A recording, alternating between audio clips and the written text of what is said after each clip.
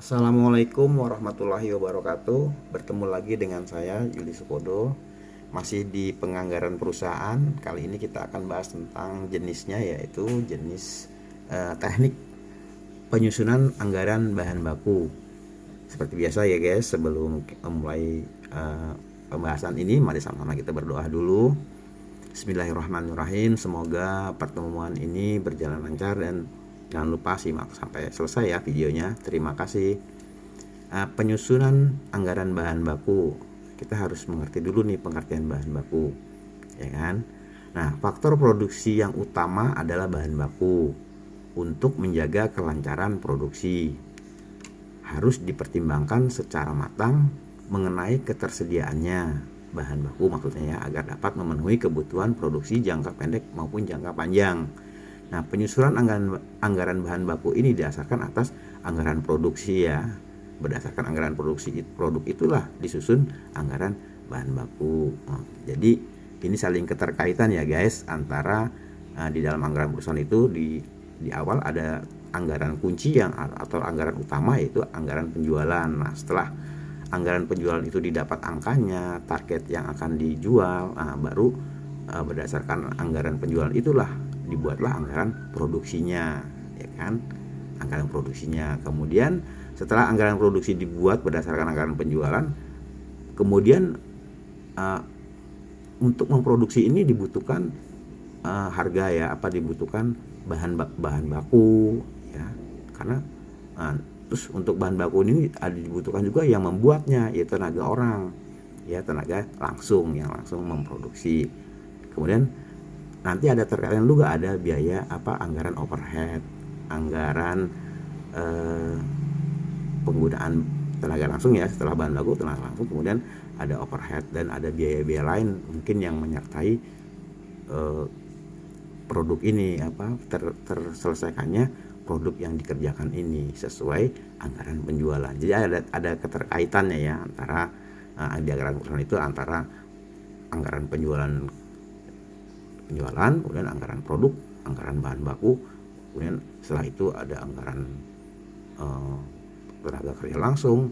Kemudian karena kan produk itu harus dibuat oleh orang ya, orang yang mengoperasikannya, nggak bisa dibuat sendiri. Kemudian ada anggaran overhead yang mendukungnya ya, seperti nanti kita bahas berikutnya. Oke, lanjut ya. Perbedaan bahan dan baku dan bahan mentah ya. Ada dua pemahaman di sini.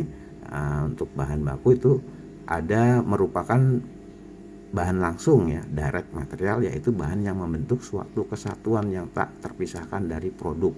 Jadi bahan baku adalah bahan utama atau bahan pokok dan merupakan komponen utama dari suatu produk.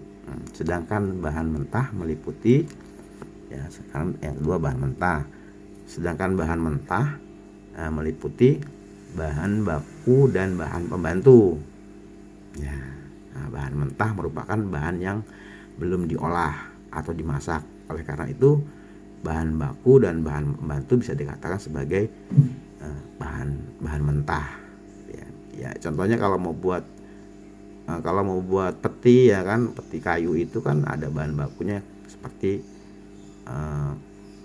bahan mentahnya kayu gitu kan. Kemudian bahan paku seperti itu ya. Jadi digabungkan atau sebagai bahan untuk membuat peti atau lain-lainnya ya, seperti itu. Kemudian elemen anggaran bahan baku. Nah, di sini ada biaya bahan baku ya. Kemudian ada persediaan bahan baku siap dipakai, dan pembelian bahan baku. Ini ya, biaya bahan baku itu data yang dianggarkan untuk biaya bahan baku ya, misalnya berapa unit dikali harga satuan untuk biaya bahan baku. Kemudian persediaan bahan itu berupa stok yang sudah ada. Kemudian ada lagi bahan baku yang siap pakai. Ya, siap pakai itu yang pertama antara itu persediaan bahan awal ditambah pembelian. Nah, itu bahan baku yang dipakai. Kemudian ada pembelian bahan baku, itu pembelian berdasarkan kebutuhan bahan baku yang dibutuhkan. Oke, kita bahas satu-satu ya. Jadi penyusunan anggaran bahan baku, rumus yang dapat dipakai atau digunakan untuk menyusun anggaran baku adalah sebagai berikut.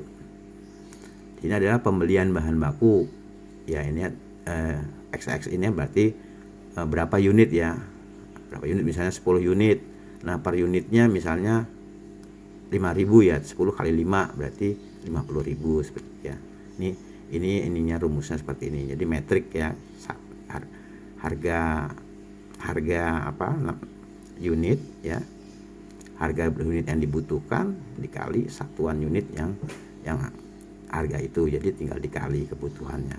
Sama juga persediaan bahan baku itu rumusnya adalah sama ya, berapa unit ya, tinggal dikali satuan unit. Maka pembelian bahan baku ditambah persediaan bahan baku awal, maka jadilah bahan baku yang tersedia. Nah, kemudian dikurangi dengan persediaan bahan baku akhir. Itulah bahan baku yang dipakai atau HPP ya, bahan baku yang digunakan oleh yang harus dianggarkan untuk mengolah produk. Nah, ini jadi rumusnya tadi, ingat ya guys, pembelian bahan baku ya kan, kemudian persediaan bahan baku awal, nah, ya kan, ditambah itulah bahan baku yang tersedia. Kemudian persediaan bahan baku akhir berapa, dikurangin. Nah, ini adalah bahan baku yang dipakai atau HPP ya, harga pokok penjualan untuk bahan baku. Oke, selanjutnya tujuan penyusunan anggaran bahan baku. Oke, tujuan penyusunan anggaran bahan baku satu, sebagai pedoman pembelian. Artinya dengan disusunnya anggaran bahan baku yang akan dipakai maupun bahan kuantitas bahan baku yang akan dibeli selama periode tertentu itu sudah dapat dijadikan pedoman, sehingga dapat dijadikan untuk acuan dalam memakai dan membeli bahan baku tersebut. Jadi setelah disusun itu kita pasti mencari-cari ya pedoman bahan bakunya apa gitu untuk produk yang akan diproduksi ini. Kedua, pedoman harga beli. Dengan adanya anggaran bahan baku dapat diketahui harga bahan baku tersebut dari satuannya ya. Item-itemnya persatuan bisa diketahui sehingga dapat dijadikan pedoman yang sebagai harga beli bahan baku ya. Jadi kan udah ketahuan ya. Kemudian yang keempat, kas yang tersedia. Nah, penganggaran ini kan nggak bisa setelah diketahui terus nggak dibeli, itu nggak bisa harus dibeli ya. Jadi harus ada ketersediaan kas untuk membelinya. Nah, jumlah satuan yang bahan baku yang akan dibeli, yang sudah dianggarkan dan akan dibeli terdapat pada anggaran bahan baku, sehingga dapat diketahui kasnya yang dianggarkan, yang dialokasikan, yang disediakan untuk membeli bahan baku tersebut.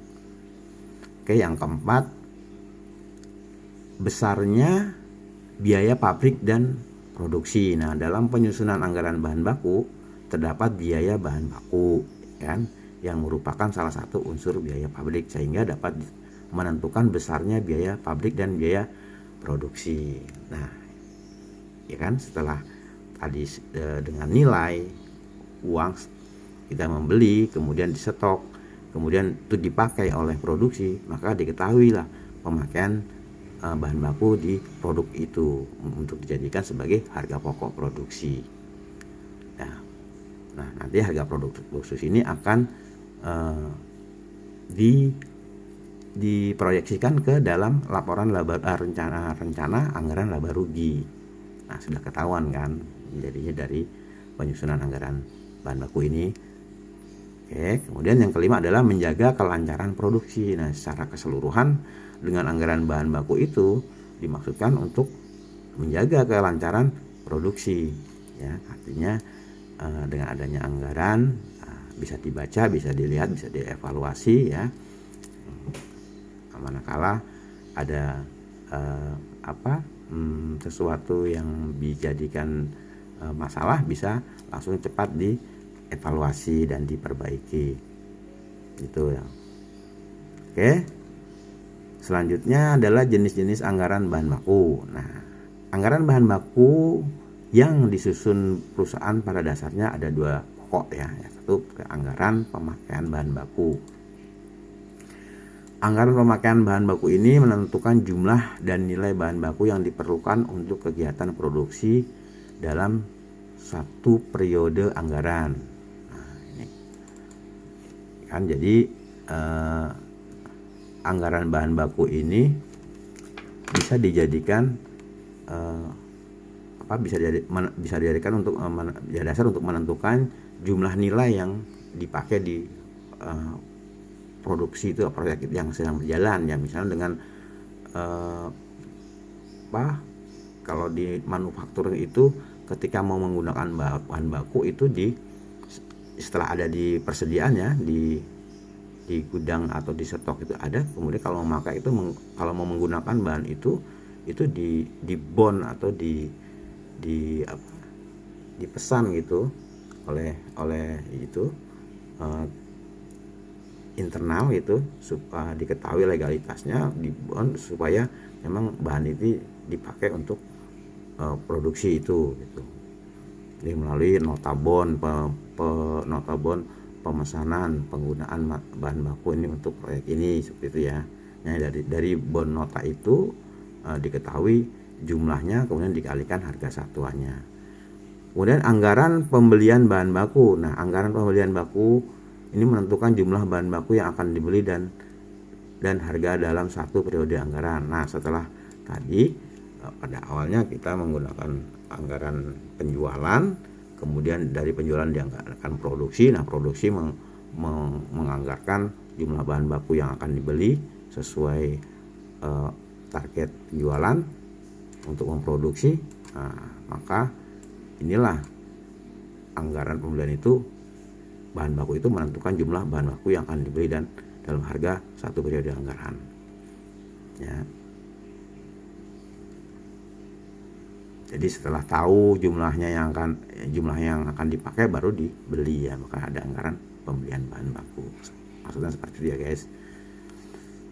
Ya, harganya baru tahu setelah dianggarkan jumlahnya berapa ya, jenis barangnya apa, jenis bahan bakunya apa, tinggal dikali harga banyak yang dibutuhkan dikali harga satuan. Seperti tadi ya guys, seperti tadi formatnya. Jadi pembelian itu berdasarkan dari kebutuhan bahan baku yang dibeli, yang dibutuhkan maksudnya, kemudian jumlahnya berapa dikali harga satuannya ya.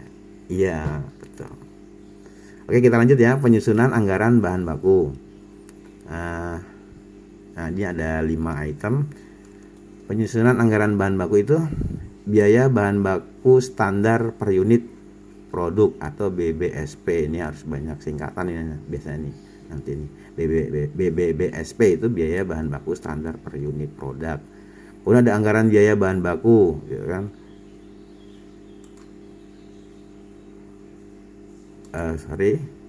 Ada anggaran biaya bahan baku. Kemudian ada anggaran persediaan bahan baku. Nah, dilanjut yang ketiga anggaran persediaan baku, anggaran pembelian bahan baku yang keempat. Yang kelima anggaran kas keluar ya, anggaran kas alokasi dana yang untuk keluar untuk pembelian bahan baku ini. Oke, kita rinci satu-satu. Pertama, kita biaya bahan baku standar per unit produk atau BBBSP. Nah, BBBSP ini yaitu biaya bahan baku standar produk adalah perkalian kuantitas ya, jumlah barang, perkalian kuantitas standar bahan baku dengan harga standar bahan baku. Artinya ini hasil dari BBBSP ini hasil kali dari perkalian kuantitas banyaknya bahan baku dikali dengan harga satuan bahan baku itu. Oke, paham ya guys? Itu pertama, satu. Ini rumusnya BBSP ya, biaya bahan baku standar produk sama dengan kuantitas ya kan, kuantitas standar bahan baku dikali harga satuan. Itu. Sedangkan KSBB aja atau kuantitas standar bahan baku adalah taksiran sejumlah unit bahan baku yang diperlukan. Ya. Kuantitas itu banyaknya yang diperlukan, taksiran ya, yang diperlukan untuk memproduksi atau unit produk tertentu. Nah, penentuan KSBB ini ya, kuantitas bahan baku ini, standar bahan baku ini dimulai dari penetapan spesifikasi produk ya. Misalnya mur ya, kita memerlukan mur nih, mau beli mur, murnya tuh ukurannya berapa, bentuk dan warnanya ya kan, karakteristik ya, pengolahan produk dan mutunya. Nah, KSBB ini dapat ditentukan dengan menggunakan penyelidikan teknis dan analisa catatan masa lalu. Artinya gini, kalau produk itu kan berulang ya, misalnya kalau pabrik membuat susu, membuat kecap ya, kecap kan bahannya apa, kedelai dan gula ya.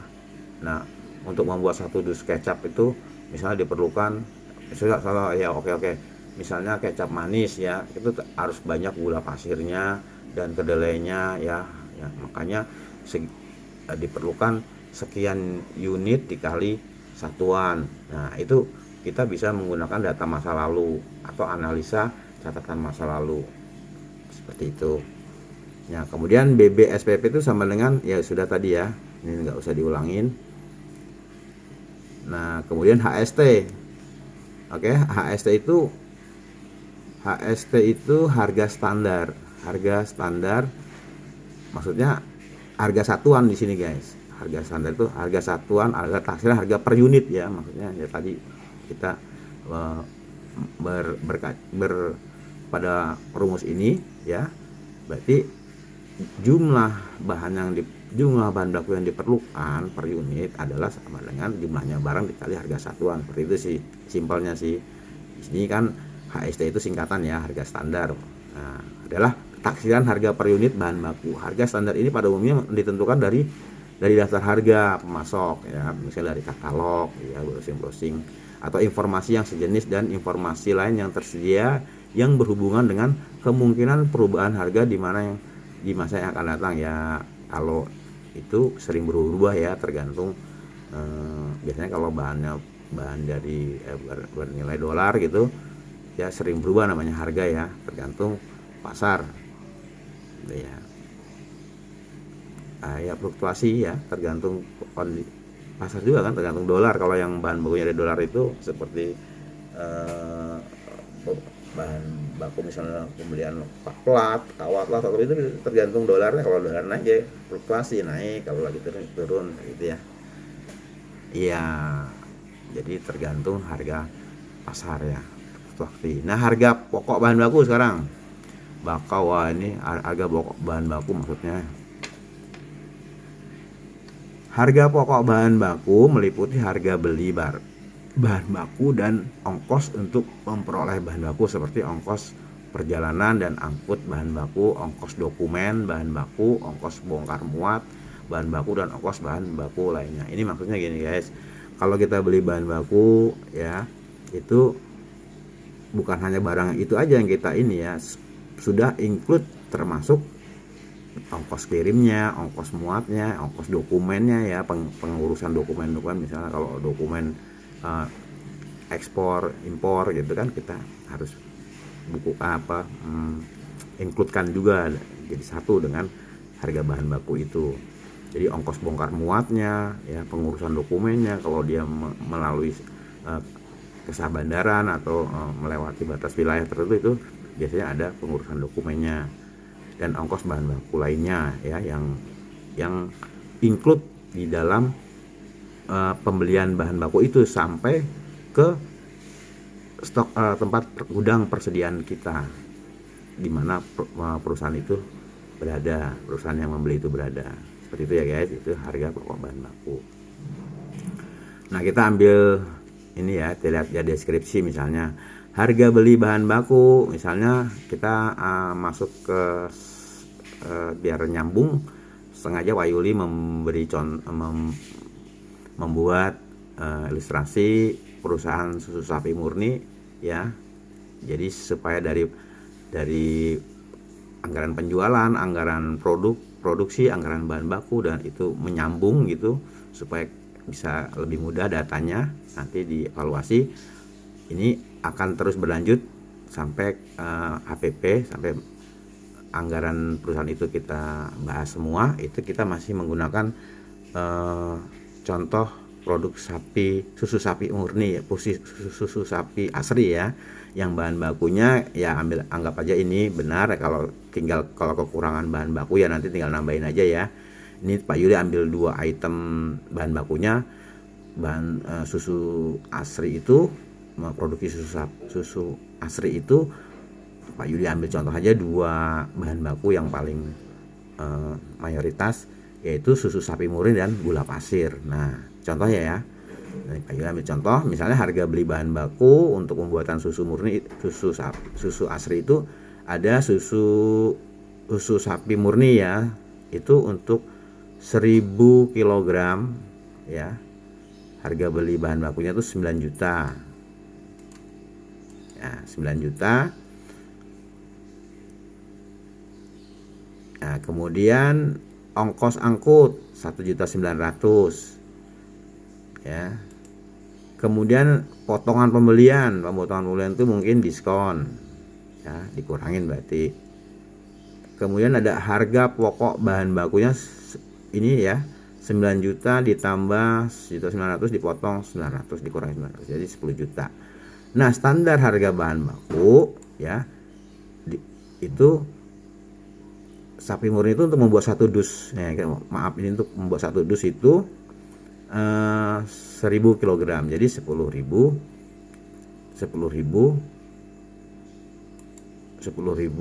ya, dibagi untuk 1000 gram.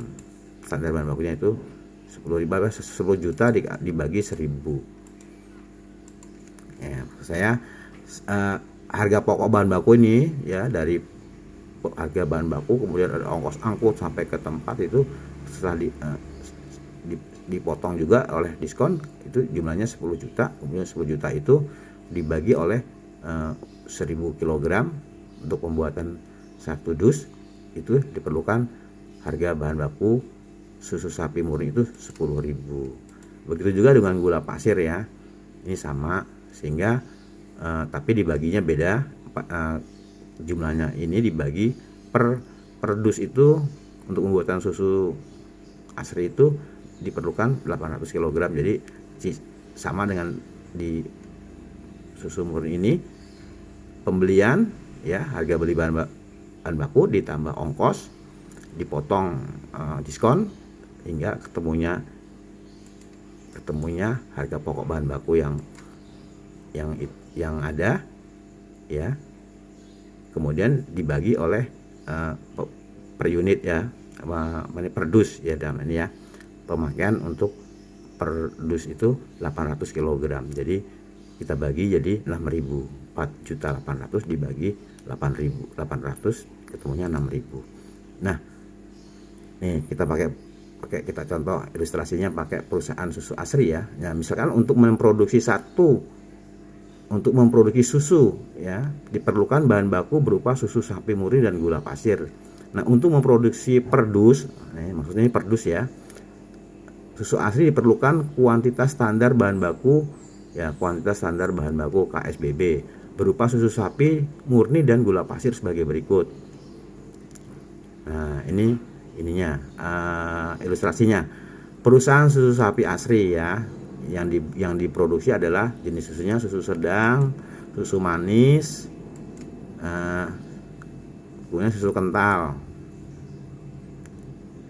Nah, berdasarkan data di atas, karena sudah ketahuan ya harga standar bahan bakunya untuk per dus 10.000, tinggal kalikan aja ya dari data ini ya, karena yang dibutuhkan tuh ini untuk membuat 1 dus tuh ya Susu murni itu 2 kilo, untuk susu sedang 2 kilo, gulanya 2 kilo ya. Susu manis dibutuhkan 1 kilogram susu murni asli, susu sapi murni, kemudian 3 kilo gula pasir ya. Kemudian susu kental dibutuhkan 2 kilo susu sapi murni, kemudian untuk gula pasirnya 1 kilo. Nah, kebutuhan untuk memproduksi per unit ini, yang maksudnya di sini 1 dus, tinggal dikali di tabel berikutnya, tinggal dikali ya banyaknya kuantitas yang dibutuhkan, tinggal dikali harga. Nah, harganya sudah ketahuan di sini ya, harga pembelian bahan baku, harga standar bahan bakunya tinggal dikali 10.000. Nah, BBSP-nya ketahuan ya, bahan baku standar produknya 2 kali 10 ya 20.000 untuk susu sedang. Kemudian untuk gula pasir 2 kilo kali 6.000 itu sudah di sini ya, harga gula pasir per kilo. Nah, tinggal kali 2. Kemudian untuk biaya bahan baku standarnya tinggal menjumlahkan item ini, BBSP-nya susu sapi murni ditambah BBSP-nya gula pasir. Nah, begitu juga untuk susu manis dan susu kental, sama ya guys. Jadi inilah dari ilustrasi perusahaan susu sapi ini kita bisa melihat biaya bahan baku standar yang dibutuhkan per unit ya. Oke guys,